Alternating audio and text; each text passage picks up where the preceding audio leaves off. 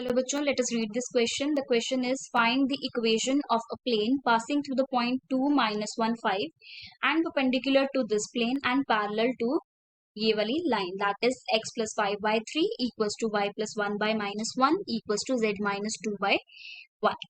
So हमें simply क्या find out करना है, प्लेन की इक्वेशन फाइंड आउट करनी है जो 2 minus 1 5 पॉइंट से पास कर रही है, इस प्लेन के पेंडिकुलर है, that is x plus 2y minus 3z equals to 7 और पैरेलल है इस पर्टिकुलर लाइन के. Now first of all see what is the concept, what is the key concept here. What is the key concept here? Now see, जब भी आपको दो planes, जब भी आपको दिया गया है that two planes are perpendicular to each other, then always keep one thing in your mind कि हमेशा उनके normal vectors का dot product क्या होगा, हमेशा जीरो होगा. जब भी दो planes perpendicular होते हैं तो dot product उनके normal vectors का हमेशा जीरो के equal होता है, ये हमें पता होना चाहिए. क्लियर? ऐसा क्यों होता है? ऐसा इसलिए होता है क्योंकि अगर दो प्लेन्स परपेंडिकुलर हैं तो उनके नॉर्मल वेक्टर्स परपेंडिकुलर होंगे और दुनिया में कोई भी दो वेक्टर्स कंसीडर कर लो, जब भी वो दो वेक्टर्स परपेंडिकुलर होते हैं तो उनका डॉट प्रोडक्ट हमेशा जीरो के इक्वल हम लिखते ही लिखते हैं. क्लियर? सो यही बेसिक की कॉन्सेप्ट है जिसको हम यूज करेंगे. इसको यूज करके दो इक्वेशंस बनेंगी और वहां से हम वैल्यूज फाइंड आउट करेंगे. ओके, सो अब देखते हैं, क्वेश्चन को सॉल्व करते हैं. सो यहाँ पर देखिए हमें गिवन है कि प्लेन जो है वो पास कर रहा है 2 minus 1 5 पॉइंट से. तो पॉइंट आपको क्या गिवन है, पॉइंट जो गिवन है दैट इज 2 minus 1 and 5. अब देखिए आपको इक्वेशन पता होनी चाहिए कि प्लेन की जो कि 2 minus 1 5 पॉइंट से पास करे और उसके डायरेक्शन रेशियोज क्या है A B C. Then equation of required plane क्या आ जाएगी. सो यहाँ पर equation of required plane is a into X minus x1 x1 y1 z1 point, वो पॉइंट होंगे जिससे बेसिकली प्लेन पास कर रहा है. यहाँ पर x1 की वैल्यू कितनी है 2. सो यहाँ पर डायरेक्टली लिखेंगे हम x minus 2 plus B into Y minus minus 1, तो बन जाएगा y plus 1 plus C into z minus of 5 equal to 0. तो ये प्लेन की इक्वेशन आ गई. राइट, अब देखो आपको नेक्स्ट हमें एक और चीज गिवन है कि आपके पास जो प्लेन है, जो रिक्वायर्ड प्लेन है जिसकी इक्वेशन आपको फाइंड आउट करनी है, वो प्लेन परपेंडिकुलर है इस गिवन प्लेन के. उसकी इक्वेशन हमें क्या दी गई है, उसकी इक्वेशन दी गई है x plus 2y minus 3z equals to 7. यही इक्वेशन है. Right, this is the equation. अब हमने अभी ऊपर पढ़ा है कि अगर आपके पास इफ यू हैव कि हमारे पास दो प्लेन्स परपेंडिकुलर हैं तो उनके नॉर्मल वेक्टर्स का डॉट प्रोडक्ट जीरो के इक्वल होता है. तो यहाँ पर नॉर्मल वेक्टर इस प्लेन का क्या होगा, इस प्लेन के नॉर्मल के डायरेक्शन रेशियोज क्या हैं एबीसी फर्स्ट प्लेन के, और इस सेकंड प्लेन के नॉर्मल वेक्टर के डायरेक्शन रेशियोज हैं 1 2 माइनस 3, तो उनका डॉट प्रोडक्ट जीरो होगा. तो that means a into 1 plus B into 2 plus C into minus 3 is equal to 0. तो यहाँ से आपको एबीसी की टर्म्स में एक इक्वेशन मिल जाएगी. So let us write down, this is a plus 2b minus 3c equal to 0. ये एक इक्वेशन मिल गई.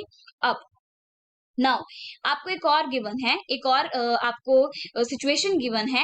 वो क्या है कि जो प्लेन है वो पैरेलल है इस लाइन के भी, this line x plus 5 by 3 equals to y plus 1 by minus 1 equals to z minus 2 by 1. सो अगर इस लाइन के वो पैरेलल है तो इसका मतलब क्या है कि उस प्लेन का नॉर्मल जो होगा वो परपेंडिकुलर होगा इस लाइन के. इस लाइन के डायरेक्शन रेशियोज क्या है हमारे पास, direction ratios of the line. So यहाँ पर लिखते हैं हम direction ratios of line. Line के डायरेक्शन रेशियोज हमें क्या गिवन है, 3 माइनस 1 1 3 माइनस 1 1. राइट, ये हमें डायरेक्शन रेशियोज लाइन के पता है. अब हमें पता है कि जो हमारा रिक्वायर्ड प्लेन है, ओके, जो रिक्वायर्ड प्लेन है उसके डायरेक्शन रेशियोज क्या है ए बी सी.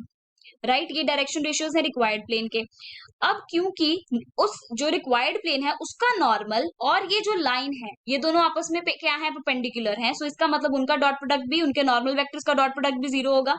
राइट, इस वेक्टर का और नॉर्मल टू द प्लेन 1 इसका डॉट प्रोडक्ट क्या होगा 0. तो दैट मीन्स यहां से आ जाएगा 3a minus B plus C equals to 0. Clear? So you are getting two equations, यहाँ से दो इक्वेशंस मिल रही हैं. मान लो दिस इज थर्ड इक्वेशन, इसको थर्ड नाम दे देते हैं, 3 नाम दे देते हैं, और अगली वाली को फोर्थ इक्वेशन नाम दे देते हैं. Right, so 3 and 4 equations. अब हमें क्या फाइंड आउट करना है, ए बी सी की values in terms of some constant. तो यहां से आ जाएगा, इन दोनों इक्वेशंस को सॉल्व करेंगे. So you will gate a divided by यहाँ पर डिटर्मिनेंट बनेगा 2 माइनस 3 माइनस 1 1, यहाँ पर आएगा b डिवाइडेड बाय, यहाँ पर डिटर्मिनेंट के अंदर 1 3 माइनस 3 1, यहाँ पर c और यहाँ पर आ जाएगा आपके पास 1 2 3 minus 1, this is equal to some constant k। तो यहाँ से आपके पास इसको सिंप्लीफाई करेंगे तो a की वैल्यू आ जाएगी आपके पास माइनस के, b की वैल्यू आ जाएगी माइनस 10 के और c की वैल्यू आपके पास आ जाएगी माइनस 7 के। जस्ट सॉल्विंग दिस डिटर्मिनेंट्स और यहाँ पर जो भी आएगा डिनोमिनेटर में उसको k के साथ मल्टीप्लाई करके आपके पास abc की वैल्यूज आ गई। अब हमें ये जो abc की वैल्यूज आई हैं इसको हम सब्सटीट्यूट करेंगे फर्स्ट इक्वेशन में, तो क्या मिलेगा, you will get minus k into x minus 2 minus 10k into Y plus 1 minus 7k into Z minus 5 equal to 0। अब देखिए यहाँ पर k जो है उसको कॉमन हम कॉमन रख सकते हैं और उधर जाके वो 0 बन जाएगा। So what you will get, minus K common निकालोगे सो आपको मिलेगा minus K x minus 2 plus 10 into Y plus 1 plus 7 into Z minus 5, this is equal to 0। तो k तो उधर जाके 0 बन जाएगा और यहाँ पर आप सिंप्लीफाई करके यहाँ पर लिख सकते हैं x minus 2 plus 10 Y plus 10 plus 7 Z minus 35 equal to 0। So finally you will get here x plus 10y plus 7z and this is minus 2 plus 10 is 8 and 8 minus 35 is minus 27, so यहाँ पर आ जाएगा आपके पास minus 27 equal to, और यही आपके पास आपकी required equation होगी। So your final answer, your final required equation of plane is x plus 10y plus 7z minus 27 equals to 0.